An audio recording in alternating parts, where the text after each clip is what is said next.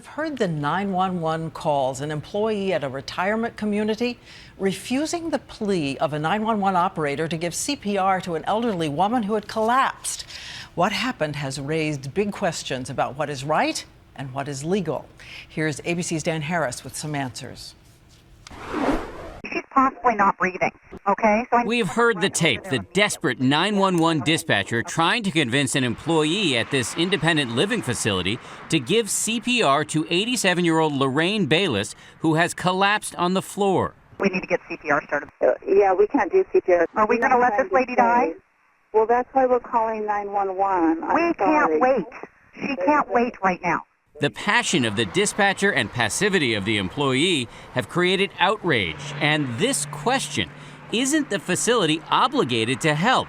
The worker and her boss say no, that this is not a nursing home, but an independent living facility, which by law is not licensed to provide medical care. While local police said today they're investigating whether there was any criminal wrongdoing in this case, experts say what happened here was legal. Believe it or not, we don't have to be a good Samaritan. Morally, we should be. Back on the 911 call, as Bayless continues to lie dying on the floor, the dispatcher tries a different tack. You know, is there anybody that's willing to help this lady and not let her die? Not at this time. So the second question, if a stranger had jumped in, could they have been sued?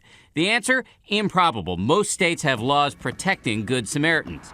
Lorraine Bayless ended up dying in the hospital. But there is this to keep in mind. The statistics are as low as 3%. Just 3 out of 100 people would survive. You know, CPR, when done properly, does often result in broken ribs, so it can be very traumatic. Tonight, doctors tell us just because the odds of success are low, that doesn't mean you don't try to save a dying woman. Dan Harris, ABC News, New York.